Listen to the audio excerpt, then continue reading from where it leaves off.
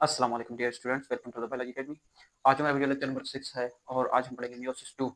हमने मियोसिस 1 पढ़ा जिनके अंदर हमारे पास जो सेल थे हमारे पास वो एक सेल से दो सेल बने थे, ठीक है। एक सेल से दो सेल बने और उनके अंदर नंबर ऑफ क्रोमोसोम हाफ था।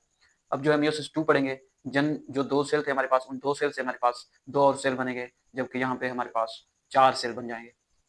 तो आज हम स्टार्ट करते हैं मियोसिस 2। मियोसिस 2 क्या है? इनके अंदर भी एक रेस्टिंग फेज है जिसे हम इंटरफेज कहते हैं। इंटरफेज के अंदर हमारे पास शॉर्ट पीरियड होता है जिसे हम इंटरफेज कहते हैं before meiosis 2।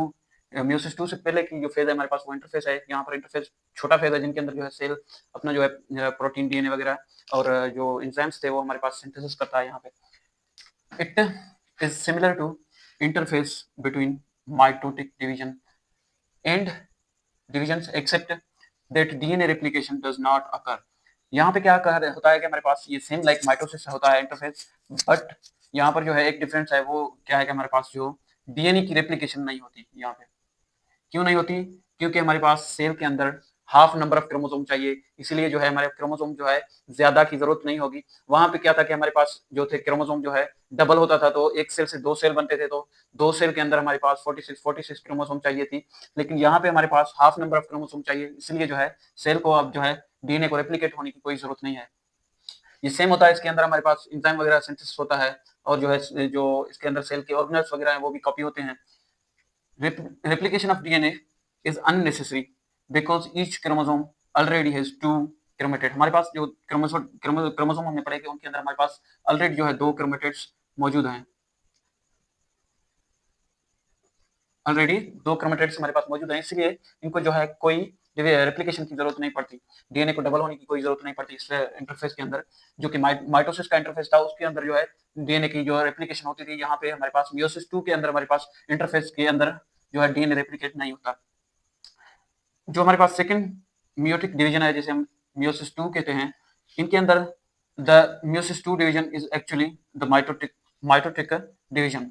Same like mitosis होता है, इसको माइटोटिक डिवीजन बोलते हैं। Which divides each haploid cell, जिसके अंदर हमारे पास हाफ नंबर ऑफ क्रोमोसोम हो।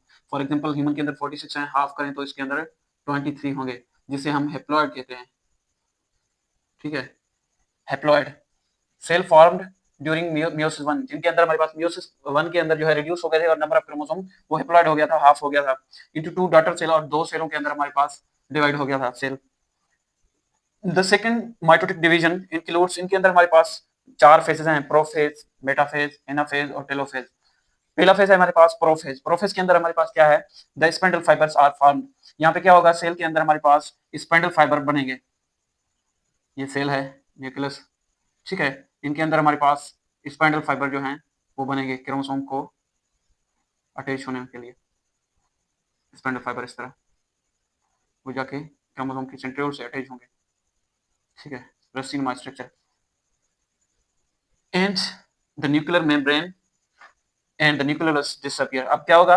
हमारे पास जो न्यूक्लियर मेम्ब्रेन होगा वो डिसअपियर होना शुरू हो जाएगा, ऐसे डिसअपियर आहिस्ता आहिस्ता गायब होता जाएगा और आगे चल के ये मुकम्मल गायब होता जाएगा। और जो न्यूक्लियस है सेल के अंदर वो भी हमारे पास आहिस्ता आहिस्ता डिसअपियर होता जाता है।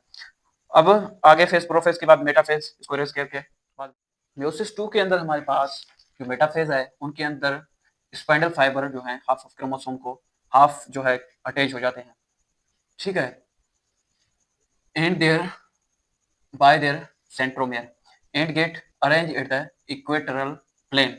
अब जो है हमारे पास क्रोमोसोम जैसे हमें पढ़ते आए हैं कि वो जो है इक्वेटर पे अरेंज होते हैं सेल के बीच में, जैसे समझिए यहाँ पे इसके साथ जो है स्पाइंडल फाइबर ऐसे अटैच हो जाते हैं इधर से और इधर से फ्रॉम देयर सेंट्रियोल, ठीक है। सेंट्रोमियर से हमारे पास जो है क्रोमोसोम जो है वो सेंटर पे आ जाते हैं और इनके साथ जो है स्पाइनल फाइबर वो सेंट्रोमियर से अटैच हो जाता है और जो है हमारे पास अटैच हो जाता है। ये जो है इस फेज के अंदर हमारे पास मेटाफेज के अंदर दो चीजें होते हैं, एक तो ये इक्वेटर पे आ जाता है, दूसरा इसके साथ स्पाइनल फाइबर जो है अटैच हो जाते हैं। उसके बाद एनाफेज है, एनाफेज के बाद एनाफेज के अंदर हमारे पास spinal fibre attach to the centromere shorten and chromatids of chromosome are pulled away. इसके अंदर जो है क्या होता है? खींचातानी होती है, जो है क्रोमोसोम हमारे पास इधर खींचते हैं इसको स्पाइंडल फाइबर और इसको जो है इधर खींचते हैं। दो क्रोमोसोम जो है हमारे पास वो जैसे यहाँ पे दो में बनाऊं दो क्रोमोसोम, तो इनको जो है सेपरेट करने के लिए खींचातानी होती है। एक जो है हमारे पास सेंट्रियोल इधर खींचता है और दूसरा उधर खींचता है, दोनों साइड पे ठीक है। Chromosome are pulled away from one another, ये जो है एक दूसरे से अलग हो जाते हैं, जैसे मैं यहाँ पे बनाऊँ, एक दूसरे से अलग हो जाते हैं। फॉर एग्जांपल ये एक हुआ, इसको इधर खींचा गया और इसको इधर खींचा गया, तो क्रोमोसोम हमारे पास जो है अलग हो गए। Movement continues until one complete one set of chromosome is position of each pole. हमारे पास एक सेट के अंदर हमारे पास 2 क्रोमोसोम थे, फॉर एग्जांपल पहले ऐसे थे, ऐसे, ठीक है 2। अब जो है अलग-अलग हो गए, क्रोमेटिड जो है क्रोमोसोम बन गया, क्योंकि ये 2 थे वो सेपरेट हो गए। सेपरेट होने के बाद ये जो है अपने पोल पे आ जाएँगे, तब तक ये मूवमेंट कंटिन्यू चलेगा। उसके बाद हमारे पास लास्ट फेज़ है टेलोफेज़। टेलोफेज़ के अंदर हमारे पास स्पाइंडल फाइबर जो है डिसअपीयर हो जाते हैं completely and chromosome begin to अनकॉइल।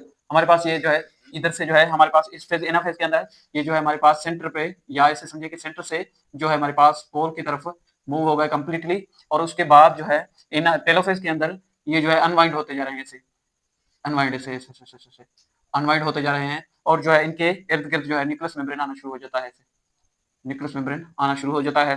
ठीक है। अनकोइल होते हैं, they become longer and indistinct and they form group each pole. ये जो है ग्रुप की शक्ल में पोल्स के ऊपर आ जाते हैं।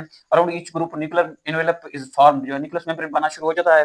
After karyokinesis in each haploid nuclear cell the cytokinesis, cytokinesis जो उसके बाद हमारे पास न्यूक्लियर काइनेसिस के बाद हमारे पास साइटोकाइनेसिस हो जाता है, जिसके बाद जो है इसे समझिए कि साइटोप्लाज्म जो है इसे, जैसे हम पढ़ते आए हैं, इनफोल्ड होता है, इसकी जो मेम्ब्रेन अंदर से इनफोल्ड हो जाता है, और आहिस्ता-आहिस्ता ये जो है 2 सेलों के अंदर मुकम्मली डिवाइड हो जाता है।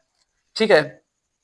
For example division of cytoplasm occur and 4 haploid cell are formed. अब जो हमारे पास 1 से 2 बने, अब 2 से क्या बनेंगे, 4 बनेंगे। ठीक है। 4 सेल हमारे पास बन गए, जिनके अंदर जो है हाफ नंबर ऑफ क्रोमोसोम होगा। ठीक है। Half half number of chromosome होगा, जिसको हम एन से डिनोट कर सकते हैं। ये था हमारे पास मियोसिस 2, जिसको हमने कंप्लीट कर लिया।